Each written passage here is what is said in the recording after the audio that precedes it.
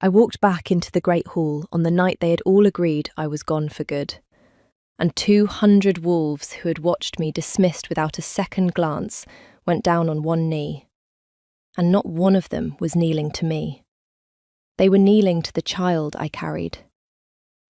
Soren stood on the dais where he had broken me 3 seasons before, and I watched the colour leave a face I had once believed could not be moved, and I let the silence do the work my voice did not need to do. I had rehearsed something cutting for this moment, on 300 miles of cold road. I did not say it. I only stood there, with his bloodline under my heart, and let him count, in front of his own court, exactly what he had handed away, on a clear autumn night when he thought he was being merciful. He made his choice in front of everyone. He just had not known what he was losing when he made it. But I am ahead of the story, and you do not yet know why a man would look at his own fated mate and name another woman his queen.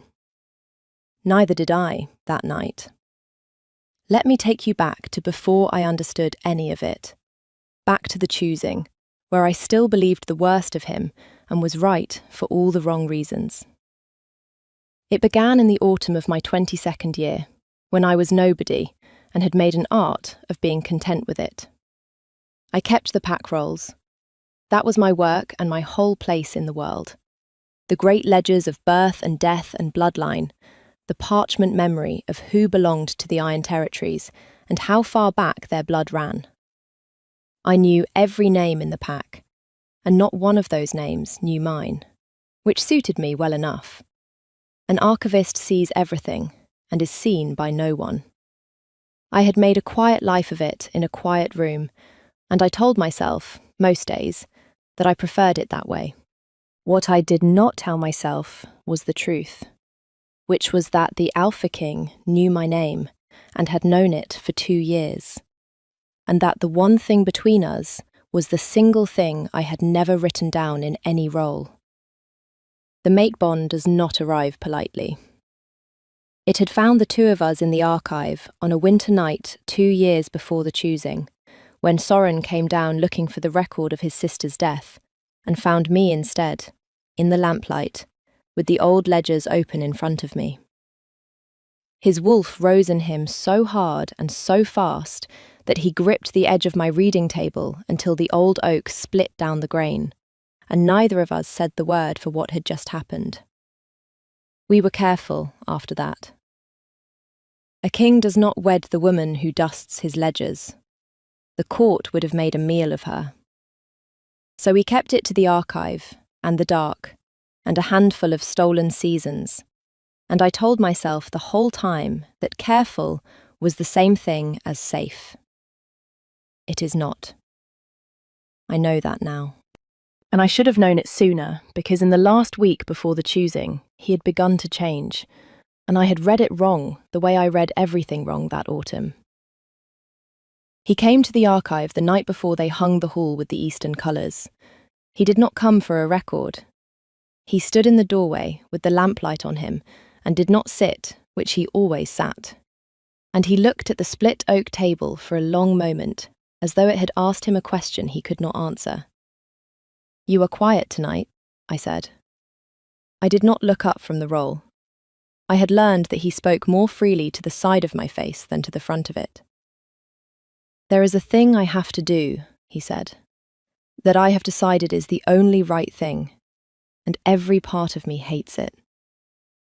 His hand had found the edge of a shelf. His hands always went looking for edges when the rest of him was holding still.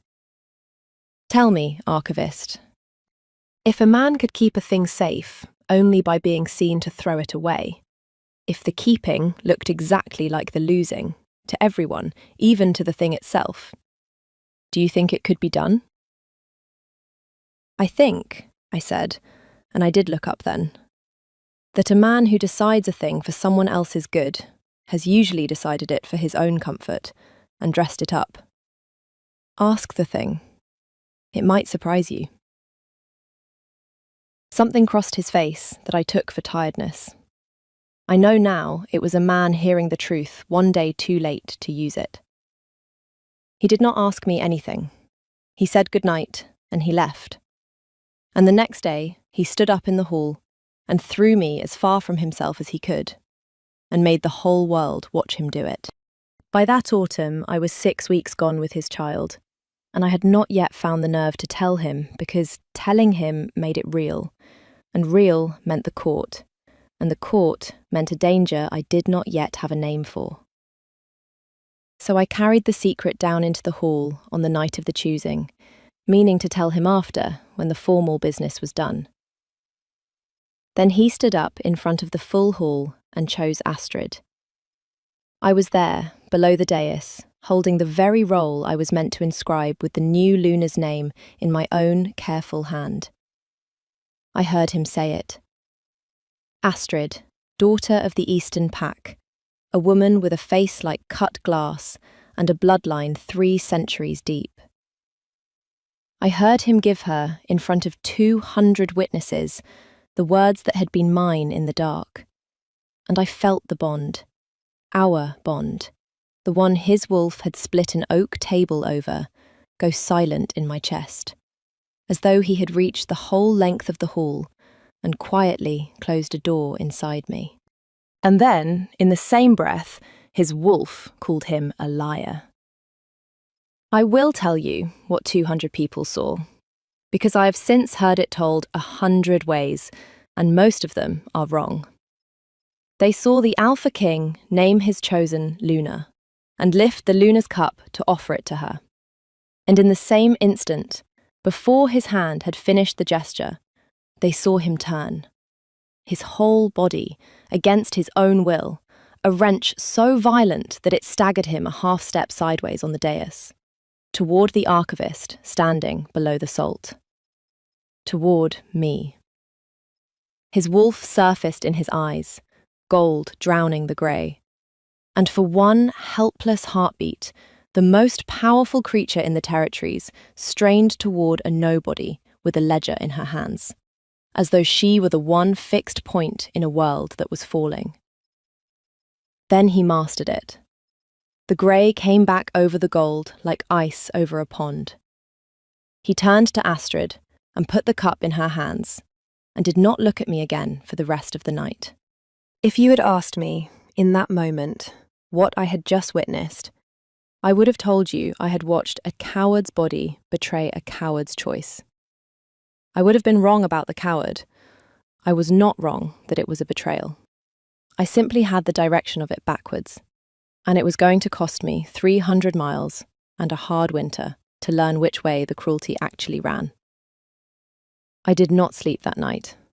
I sat in the cold archive with the unsigned Luna's roll in front of me, and I made a decision that the dry, careful woman who kept the rolls would never have made, and that the woman his wolf had lunged for made without one tremor of her hand.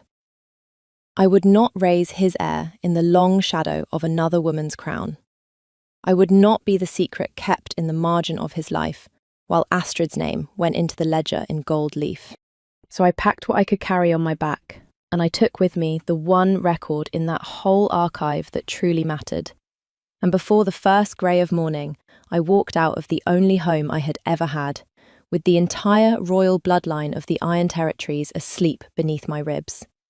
And I did not look back at the tower where he slept. By the time the sun cleared the trees, I was on the forest road.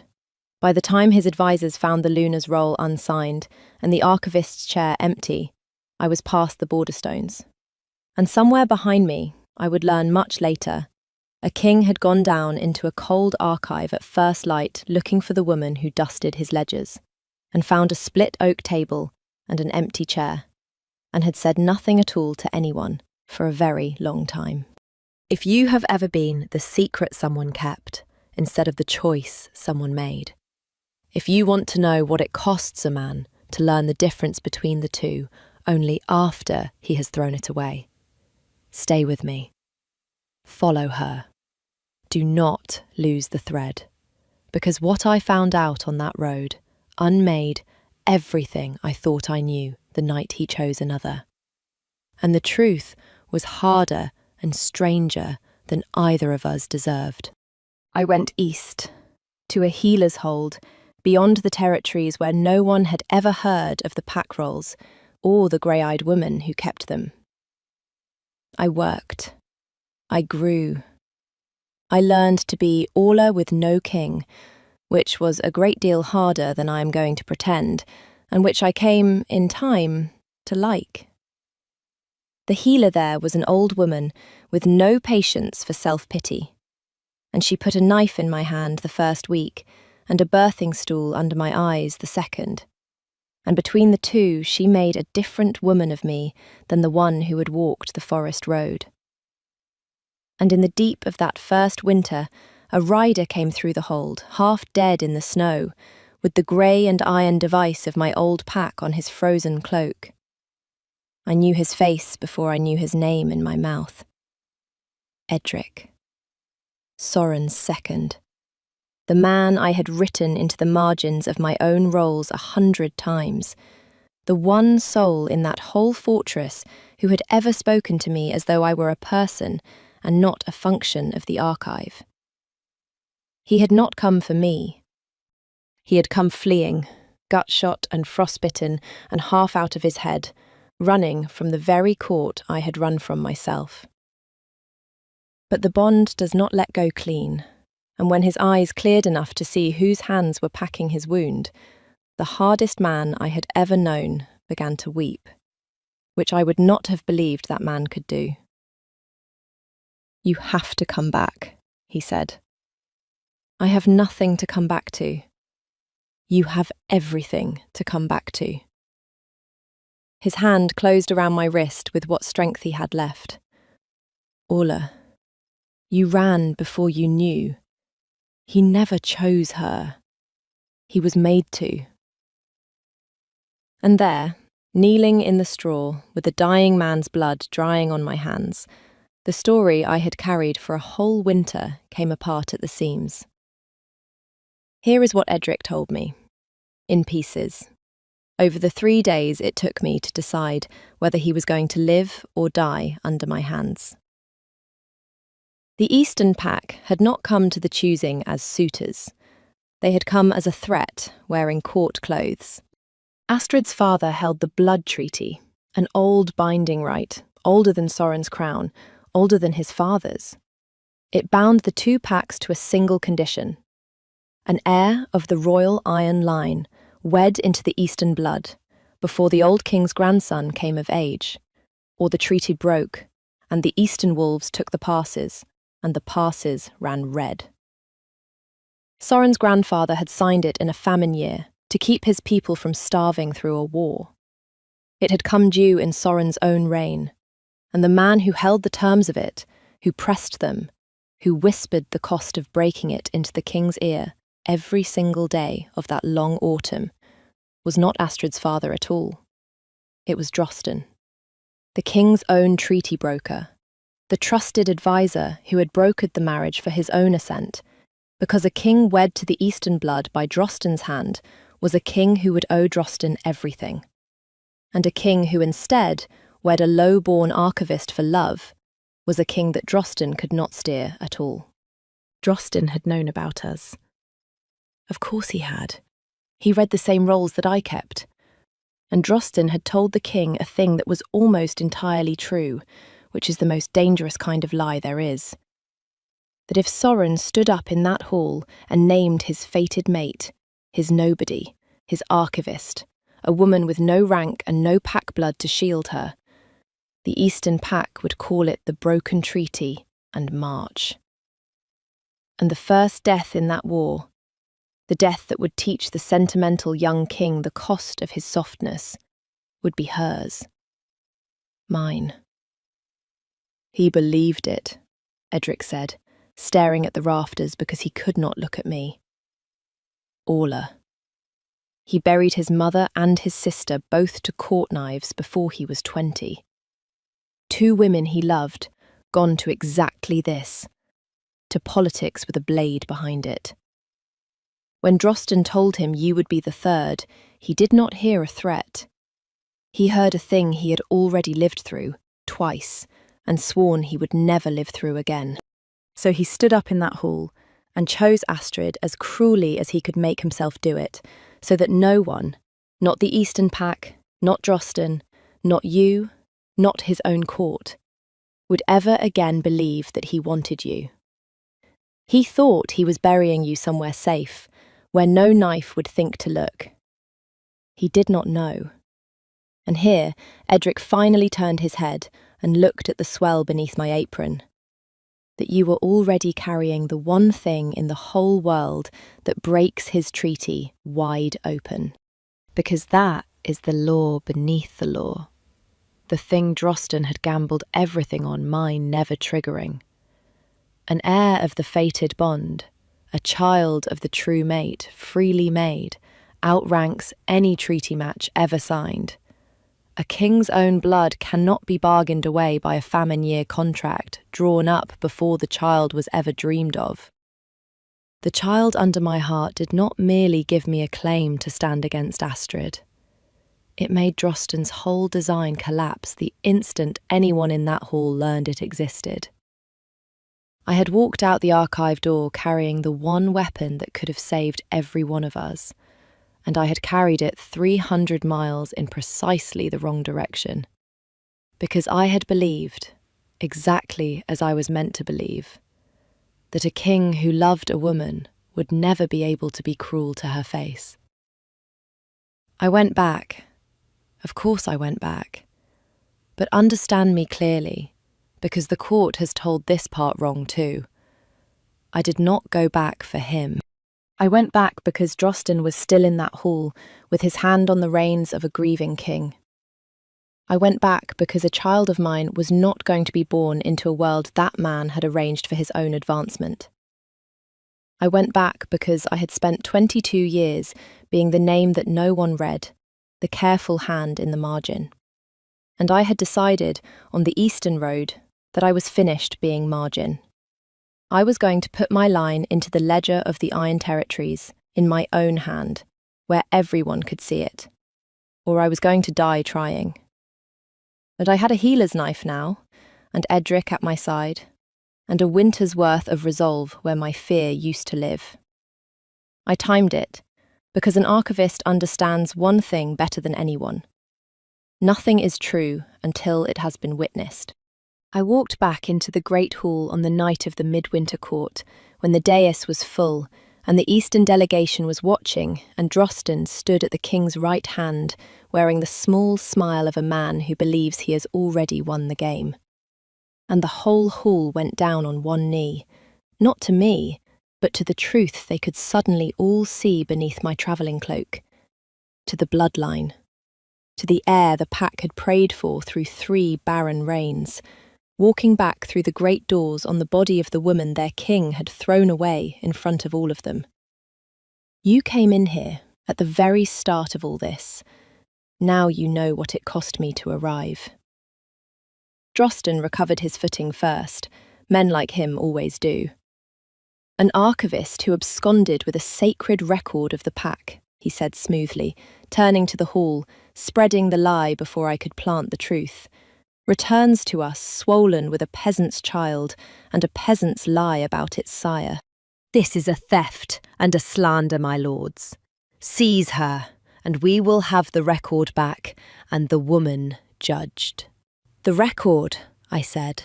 My voice did not shake. I have wondered many times since where that calm came from, and I have decided in the end that it had been waiting in me all my life, underneath the dust and the careful quiet, for a night that finally deserved it. I lifted the roll I had carried out the night I left, the one record in the whole archive that mattered, the bloodline ledger of the Royal Iron Line, in my own hand, that I had spent 2 years keeping true. I did not steal it, my lord. I keep it. I have always kept it. It is the only thing in this fortress that has ever been entirely mine. And I find myself wondering why the king's own treaty broker is so very eager to have a record burned that he has never once been permitted to read. I turned from him to the dais, and I looked at Sorin. Straight up the length of the hall, for the first time in 3 seasons. Ask him, Soren. Ask Drosten why he kept you away from the old law all this autumn. Ask him what an heir of the fated bond does to a treaty signed in a famine year, by men who are all of them dead. He knows the answer. He has known it since the night you stood up on that dais and did the cruelest thing you have ever done in your life. Because he is the man who told you, every day for a season, that cruelty was the only kindness you had left. I watched it land. I watched a king who had buried 2 women to court knives understand, all at once, in front of his entire court, that he had been lied into burying a 3rd with his own hands and his own mouth, and that she had come back anyway, alive, with the proof in her arms that the grief he had chosen had never once been necessary. Drosten moved fast then, because the truth was out of its cage and loose in the hall, and his only chance left was to make certain that no one who knew it lived to repeat it. There was a blade. I never saw where it came from, only where it was going, which was at me, at the air, at the record, all 3 at once. And this is the part the court still argues over to this day, because 2 things happened inside the same half-second, and every soul there remembers the one that suited them best. Soren came off the dais like a wolf whose patience has finally run all the way out. And I, who had spent a whole winter learning that I would never again stand still and wait to be saved by anyone, put the heavy bloodline ledger up between Drosten's knife and my child. So that 300 years of parchment took the blade that had been meant for my belly. And I drove my shoulder up into him the way the Eastern Road and a hard old healer had taught me. And Drosten went down hard onto the flagstones. And then the king was there. And then it was over. They did not execute him. Soren stripped him of name and office and the treaty he had built his whole life around, and gave him over to the Eastern Pack to judge, whose own daughter, Astrid, as it turned out, had wanted that marriage no more than I had, and who stood in her father's hall and testified against Drosten with a cold precision I have since learned to respect a great deal. The treaty broke the way Drosten had always feared it would. Not in war, not with the passes running red, but quietly, in law. Dissolved by the existence of a child it had never been able to bargain for. The passes held. They always could have held. That was the cruelest thing of all. The war he had used to frighten a grieving king into throwing me away had never once been as certain as the grief he traded it for. Soren did not touch me that night. In the emptying hall, with the rushes scattered and Drosten's men in irons, he stood 3 full paces away from me, the way he had once stood over a split oak table. And he did not reach out. And I understood, looking at the careful distance of him, that he had learned at last, far too late and at a cost I could only guess at, exactly what reaching for me had once seemed to risk. "I would tell you that I am sorry," he said. "But sorry is a word for the things a man did not mean to do. I meant it. Every word." I stood up in this hall, and I meant every cruel thing I said. Because I had decided, all on my own, that your life was worth more than your love for me. And I never once came down to the archive and asked you which of the 2 you would have chosen for yourself. His hand had gone to the back of the nearest chair. I watched his knuckles whiten against the dark wood. I have been a king for 11 years, Orla. And I let a frightened man persuade me that the only way left to keep a thing I loved was to throw it as far from me as I could and make the whole world watch me do it. I will not ask you to forgive that. I am asking you for one thing only. To let me spend whatever is left of my reign learning the difference between protecting you and deciding for you. You should have told me, I said. You should have come down to the archive in the dark, the way you used to, and told me there was a knife at my throat and a treaty around your neck. And you should have let me decide what to do about my own life and my own child. I have spent 22 years deciding what goes into the roles and what stays out of them. I think, between us, I could have managed the keeping of my own name. I know that now. It cost him to say it. I watched the whole 11 years of crown go out of him as the words came. My wolf knew it that night. It tried to tell me.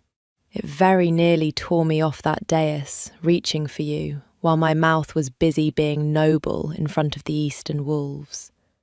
And then the thing his grey face had been holding shut since long before I had ever dusted his ledgers finally broke open. It has always known before I do. It knew you in the archive before I had finished being afraid. It knew the truth on the dais while I was still telling the lie. I am done being slower than the best part of me.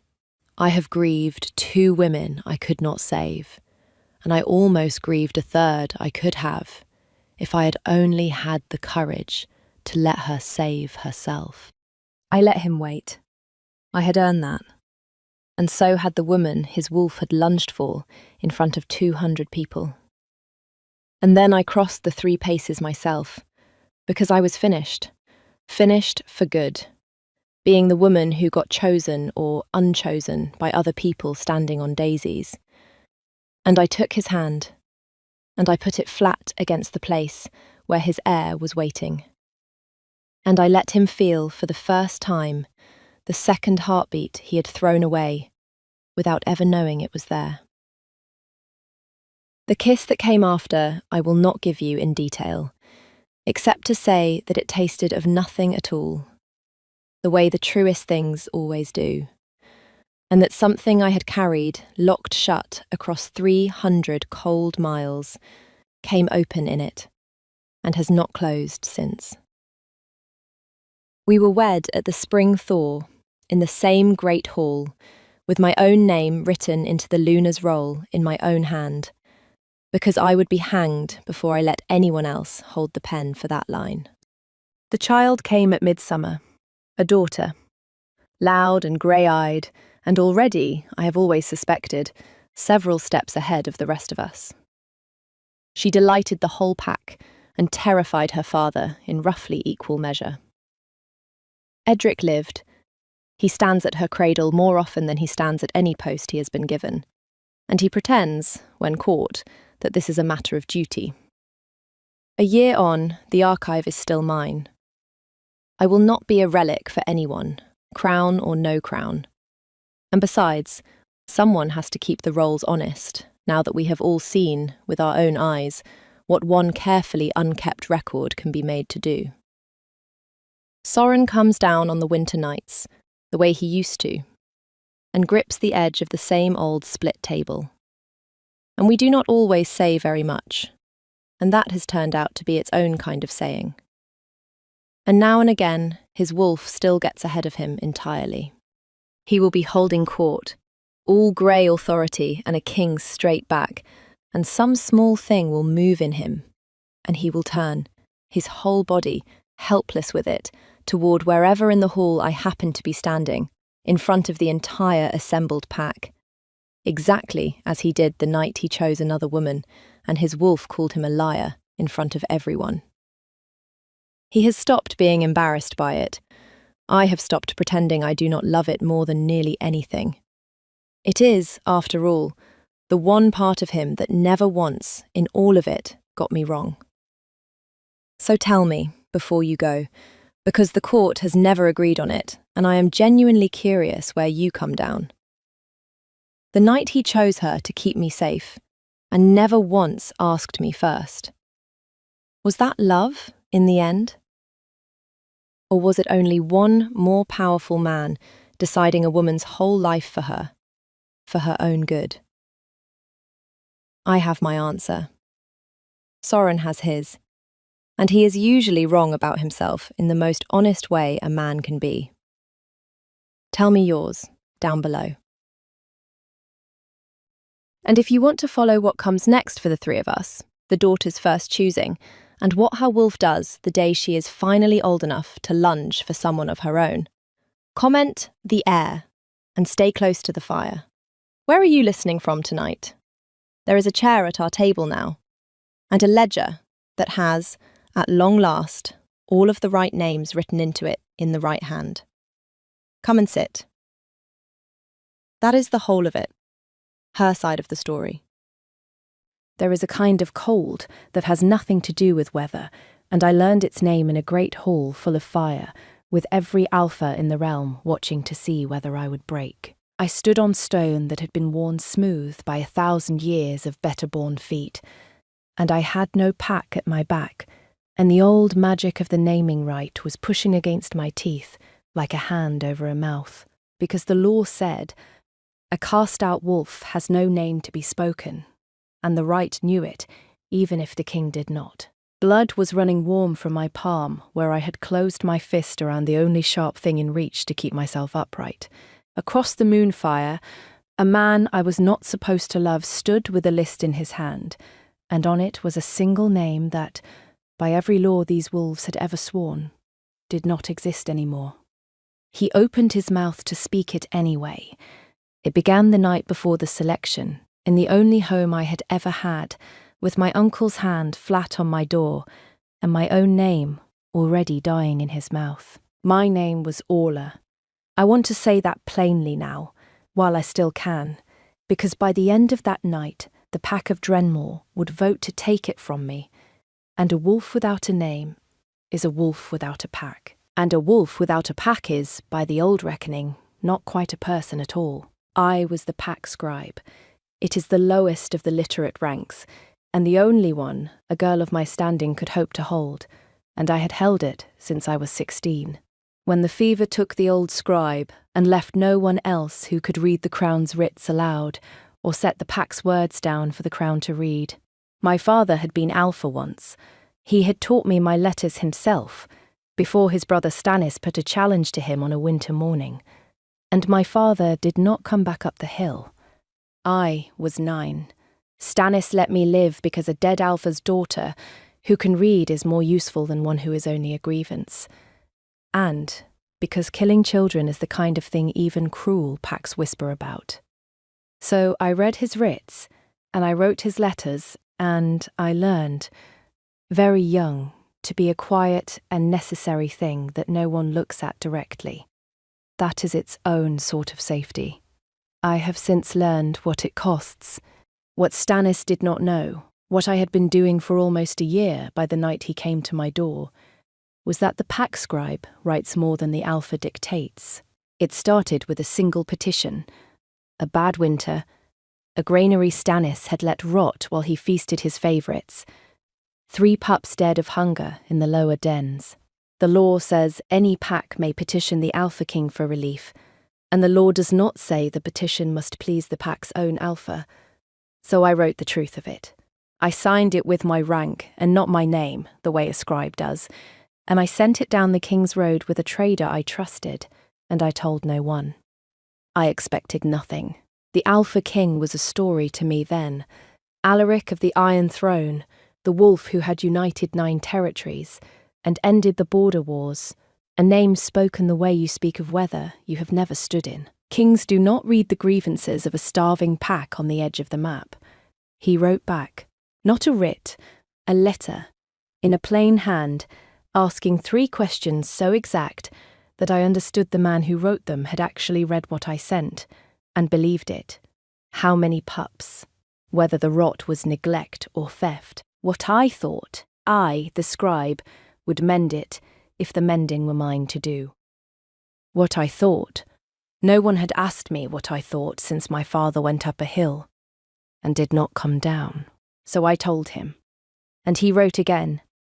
And somewhere in the long dark of that year, between the famine relief that arrived unasked for under a crown seal, and the questions that kept coming, I stopped writing to the crown and started writing to him. The man on the other end of the plain hand, whoever he was. I assumed a clerk, a king's secretary, some patient grey official whose whole life was reading the realm's complaints and sorting the true from the false. I told that imagined grey man things I had never said aloud. What it was to keep the records of the pack that killed your father. What I would do with Drenmore, if it were mine, and it would never, ever be mine. Which of the old laws I thought were wisdom, and which were only fear wearing a crown. I signed those letters with my name. Orla. Just that. It felt safe to be a name to a stranger who would never stand in my hall. I did not know I was writing to the king.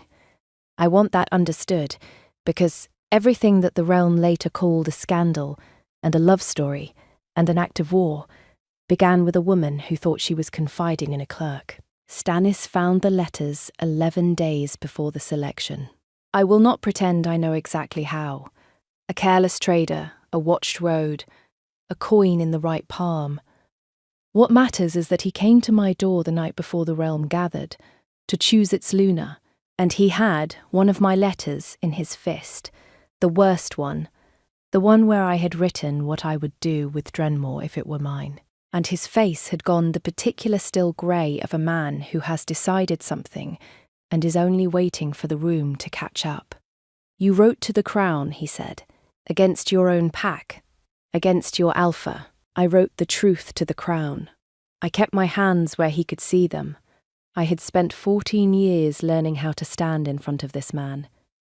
3 pups died, Stannis. I wrote that down. If the truth is against you, that is not a thing I did to you. He hit the table, not me, which with Stannis was almost restraint. The selection is tomorrow. Every pack sends its eligible women's names to the king's roll. You think I do not know what you have been doing? You think I do not know whose name you have been writing into letters all year? You have been making yourself known to the crown, so that when the roll is read, the king will look for the clever Drenmore scribe who told him such pretty true things. He leaned close. You want to be chosen. You, my dead brother's whelp, want to stand up out of this pack and look down at me with a crown on. I have watched you want it for a year. That was the moment I understood he was frightened, and that a frightened Stannis was more dangerous than a cruel one. He did not fear that I wanted the crown.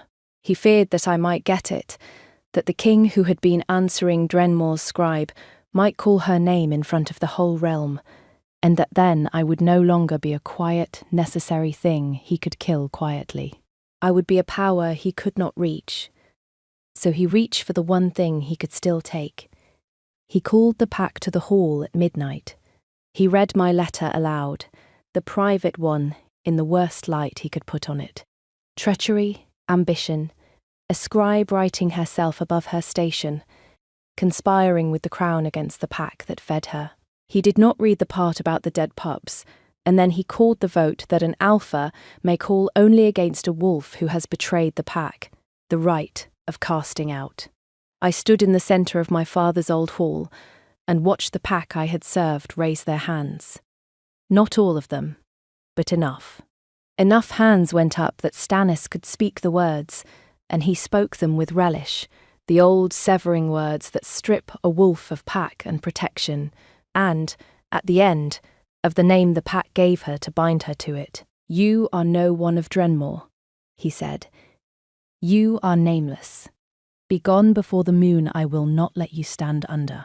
They put me out the gate with the clothes I wore and nothing else, into the cold of the night before the selection, and the last sound I heard from the only home I had ever had was the bar dropping into its bracket behind me.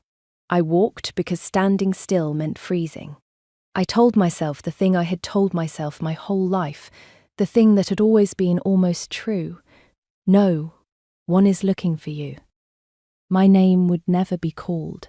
I had imagined a clerk, and the clerk would read my pretty true letters to no one, and tomorrow some well-bred daughter of a loyal pack would be made Luna, and I would be a body on a road, and the realm would turn exactly as it always had. I had never in my life been so completely wrong about anything. I heard the riders before dawn. I want you to feel that road with me, because I felt it alone, and I did not yet know which way the night would break. Hooves on frozen ground, a lot of them, moving fast and certain, in a way that nothing good moves at that hour. I left the road. I put a stand of black pine between me and the sound, and I crouched there with my heart going like a trapped bird. And I thought, with a strange flat calm, Stannis has sent men. He has decided that a cast-out scribe who knows where the bodies of his rule are buried is a loose end after all. He is going to make sure I never reach the King's Road. The riders stopped. A voice carried across the cold, and it was not asking for a fugitive. It was calling a name. Orla of Drenmore. Then, when the night gave nothing back, Orla, we come from the King. We are not here to harm you. He sent us before the roll was even read. Your name was the first one written. Come out of the trees. It is cold, and you have been wronged, and he is waiting. If you have ever heard a stranger speak the name you were certain the world had thrown away, heard it spoken not as an accusation, but as something searched for, something wanted, then you know there is no decision in it. The body moves before the mind can argue. I came out of the trees. The man who had spoken swung down from his horse. He was broad and weathered, and he had the kind of face that has given a great deal of bad news gently. And he looked at me, at the gate cold on me, at the nothing I carried, at the rope burn the casting out leaves on a wolf's bond even when no rope is used, and something went hard and quiet behind his eyes. My name is Osric, he said. I am the King's second. We rode through the night to bring the scribe of Drenmore to this election, because the King would not have her name read off a pack's roll like a head of cattle. He stopped. He took in, again, the state of me and what it meant. What was done to you? When did they do it? Last night, I said. My voice came out steadier than I was. I was cast out at midnight. I am nameless, Osric. Whatever your king wanted with the scribe of Drenmore, there is no scribe of Drenmore anymore. There is no Orla. They took the name when they put me out the gate. You have ridden all night for a woman who legally no longer exists. Osric was quiet for a long moment. The pines dripped. The horses steamed. He is going to burn down the world, he said, almost to himself. Then, to me, with a courtesy that undid me more than kindness would have, get up behind me, my lady. The King has been a year deciding to send for you. He is not going to be told he was a night too late. I learned who I had been writing to in the grey hour before we reached his seat, and I learned it from his own mouth, which is the only mercy in the whole graceless way it came out. They had given me a horse of my own by then, and a cloak, and I had stopped shaking. The King's seat rose out of the river mist ahead of us, all dark stone and torchlight, and I was rehearsing how a nameless woman stands before a king, when a single rider came down the road, to meet us at a pace that made Osric mutter something I will not repeat. He had come out himself. The Alpha King of the 9 territories had ridden out past his own gates before the sun to meet a column on the road, which Osric told me later he had not done for visiting kings. And he pulled his horse up in front of mine and looked at me, and I looked at him, and neither of us said the courteous thing. He was younger than the story, dark, still, with the kind of stillness that is not calm but enormous control held at great cost. Not a handsome man so much as a deliberate one. He looked at my face the way you look at a page you have read 100 times and are only now seeing the writer of, and his jaw moved once before he found anything to say. You sign your letters with your name, he said. Just the one word. No rank. I noticed it in the 3rd letter. A scribe who signs everything with her rank, signing one word like a person and not an office. He stopped. Started again. Worse. I read them myself. All of them. I never told you I was the king, because you wrote more truly to a clerk than anyone has ever dared write to the throne, and I was a coward about the one thing I have never been a coward about, which is being told the truth. The mist moved between the horses. Somewhere behind me, Osric had found something fascinating to look at on the horizon. "You are the clerk," I said. "I am the clerk." A year of letters rearranged themselves behind my eyes. Every true thing I had written to a patient grey stranger had been read by the most powerful wolf alive. Kept. Considered. The famine relief that came unasked, the questions that knew exactly where to press. The name written first on a roll before any pack had sent a single woman's. I should have been afraid. I had told the King of the 9 Territories that half his old laws were fear wearing a crown. Instead, after a year of writing into the dark, the first thing I felt, looking at the man on the other end of it, was a kind of vertigo. The floor tilt of being known. And then, because I am my father's daughter, and could not help it, I said the true thing, the way I always had with him, because I did not yet know how to speak to him any other way. "You sent for a scribe," I said. "You are going to get to your selection and find that the woman whose name you wrote first is a cast-out wolf with no name and no pack. And every alpha in your hall is going to tell you that you cannot make a nameless thing your Luna. You rode all night for nothing, Alaric. You should turn around before they see how much you wanted it." He did not turn around. He brought his horse a half step closer, close enough that I could see his hands were not as steady on the reins as the rest of him, and the most contained man in the realm looked at me with everything he had spent a year not writing. "They took your name," he said. "Then I will give you the realms. Come and watch me do it." Now you know what I did not, riding toward that hall, that the king had chosen me a year before. Any selection, in the dark, through my own true words, and that my uncle had cast me out the night before, precisely because he had guessed it and could not bear it. If you want to know whether a nameless woman can be made a Luna in front of every alpha sworn to stop it, whether Stannis got to my new life the way he got to my old one, and what the king did when he learned the whole of what was done to me, then stay with me a while. This is the part I have never been able to tell quickly, and the part that I am told shook every pack in the realm. Follow this one to its end. I promise you it does not break the way you think it will. The selection was held at dusk, in the great hall, under the open roof ring where the moonfire burns, and every alpha of the 9 territories stood ranged around it in their furs and their old gold.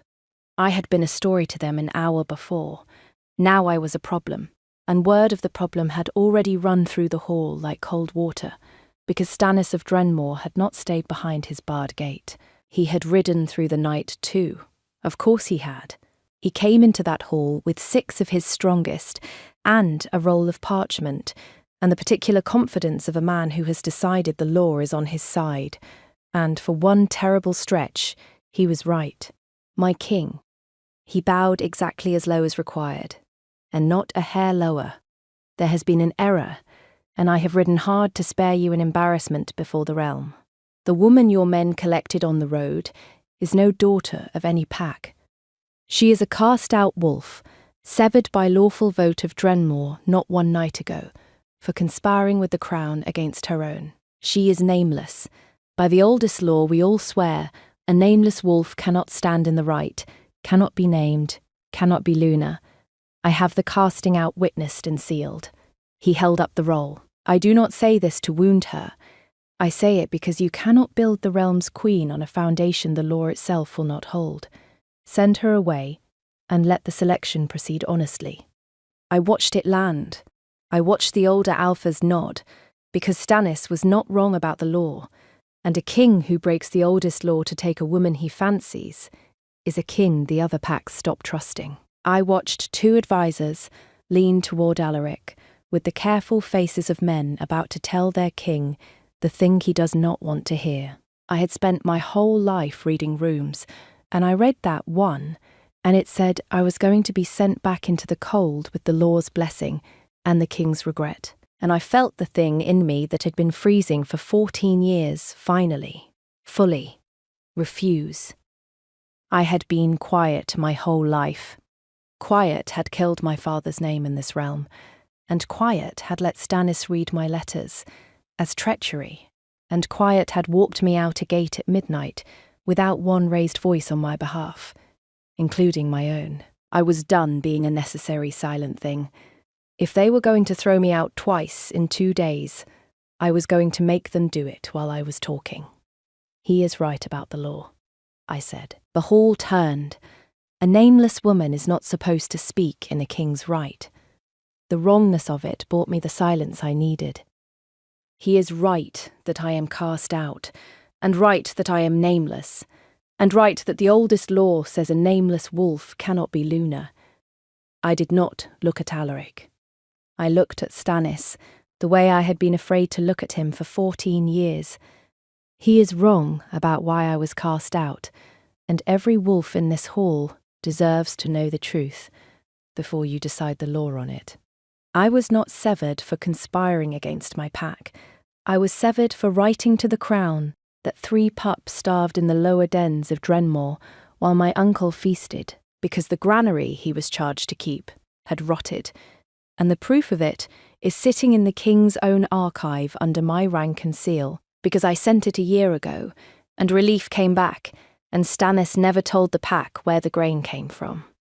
Now I looked at the older alphas, the nodding ones. He cast me out the night before the selection because he guessed the king had read those letters and might call the scribe's name. He did not strip my name to punish treason. He stripped it to keep a starving pack's truth from standing up in front of you with a crown on. That is the law you're about to enforce for him. The hall did not erupt. It did something worse for Stannis.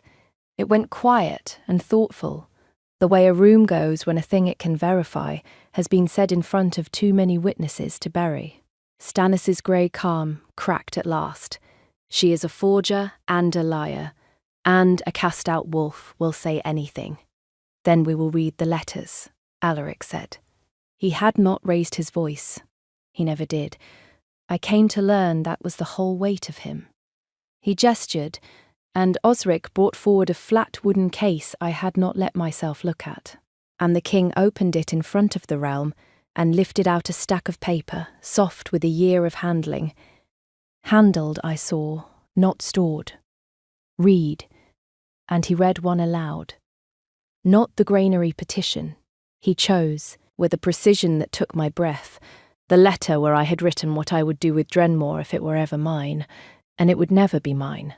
The very letter Stannis had read in my father's hall to damn me. And, in the king's mouth, read whole, with the dead pups left in where Stannis had cut them out, it was not the confession of an ambitious schemer. It was the cleverest, most merciful plan for a broken pack that anyone in that hall had ever heard, written by a woman who believed she would never be allowed to carry it out. When he finished, there was no sound under the roof ring but the moonfire. This is the conspiracy against Drenmore, Alaric said, and set the letter down as though it weighed a great deal. Its author wanted to feed it. I have been reading the Crown's correspondence for 9 years. I have never once been written to like a man who could be trusted with the truth, until these came. I did not put her name first on my roll because she is clever, though she is. I put it first because in 9 years of ruling, I have never met the other thing she is, which is honest at a cost to herself, every single time with nothing to gain. He looked at me then, across the fire, and let the whole realm see him do it. I would rather break the oldest law than the best woman it ever failed. It should have ended there, and it nearly did, and then the old magic and my uncle's last move came at once. Because Stannis had one card left, and it was the true one. The law is not only words. The naming right is bound by the oldest magic the packs have, the moon bond that ties a name to a wolf and a wolf to a pack, and that magic does not care what is merciful. When a wolf is cast out, the severing is real. The bond is cut, and a king cannot simply speak a new name over a severed wolf and have the magic hold, any more than he can speak warmth into a corpse. Stannis knew it. He had not ridden through the night for nothing. Speak her name into the right, then, he said, and he was smiling now, the grey smile of a man who has lost the room and still holds the law. Speak it over the moonfire and watch. The magic knows what I did. The magic knows she is nameless. It will not take. And when it does not take, every alpha here will see that the oldest law is not cruelty, but truth. And your honest scribe will be exactly what I made her. No one in front of everyone. Alaric's hands closed at his sides. For the first time, the control I had read as enormous looked, for one breath, like a man at the edge of something he could not buy or command his way out of. And I understood that he did not know how to make the magic hold either. No one did. You cannot unsever a wolf. It is one of the few things even a king cannot order. So I did the thing I had been doing my whole life, except this time out loud, and on purpose, and at a cost I chose. You do not have to give me a name, I said to him, quietly, across the fire, so that the hall leaned to hear it. You cannot. He is right. The magic will not take a name laid on me from the outside, because a name like that is a gift, and a severed wolf has nothing for it to bind to. I stepped toward the moonfire. The cold came up to meet me, the severing cold, the rope burn on a bond that no longer had anything on the other end, and it bit harder the closer I came, the old magic recoiling from the nameless thing, walking into its right. But a name is not only given, it is also taken, held, kept. My father gave me mine, and a hill took him, and a vote took the name, but no vote ever reached the part of me that knew it, so I am not going to be named tonight. Alaric. I closed my fist. There was a ceremonial blade set in the right stone, as there is in every naming, and I closed my bleeding hand around its edge and let the cold have its price in blood instead of in me. I am going to name myself, in front of all of them, and the magic can take it, or the realm can watch it refuse a woman who walked into its fire on her own 2 feet and bled to say her own name. Either way, they will not call me no one again. The cold drove into my bones. The severing magic crushed at my chest, the way old magic does when it is asked to do a thing it was made to forbid. And for a moment, I could not get the breath under the word. The whole hall went white-edged and far away. I felt Alaric move toward me, and I held up my bleeding hand to stop him, because this was the one thing no one could do for me, the one thing that had to be mine. Orla, I said into the fire, with the last breath the cold had not taken. My name is Orla, daughter of an alpha, murdered for a hill, scribe of a pack that starved its pups. I named myself. Let it hold or let it break. The moonfire took it. It went up white and then gold, the way it does when a true name meets the bond and binds, and the severing cold broke all at once and went out of me so fast I went down to one knee on the right stone, my bloody hand open on the warm stone, and the hall made a sound I have never heard a hall make before or since. 1,000 wolves witnessing a thing the oldest law said could not happen.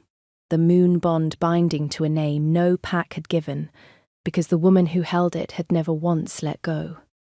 Alaric reached me before I fell the rest of the way. He went down to the stone with me, king of the 9 territories, on both knees in front of every alpha sworn to him, and he did not care, and that not caring was the loudest thing he had said all night. You absolute terror, he said, very low, only for me, and his steady voice was not steady at all. I had a whole right. I had a name and a claim and a speech. You were going to give me something. I got the words out against his shoulder. I have spent my life being given the leftovers of other people's decisions. I wanted to bring something to this one. I brought my name. It is the only thing I ever owned that they could not take, and now you know it. And so does the realm. The realm did shake. I am told that is the word that travelled, and, for once, the word was honest, because Alaric did not stop at a Luna. A king who would kneel for a cast-out scribe was startling. A king who would not let what was done to her go was an earthquake. He stood up off that right stone with my blood on his sleeve, And he turned to the assembled alphas of the 9 territories, and he made the casting out of Orla of Drenmore a matter of the crown. Stannis had used a true law for a lie, so Alaric used a true law back.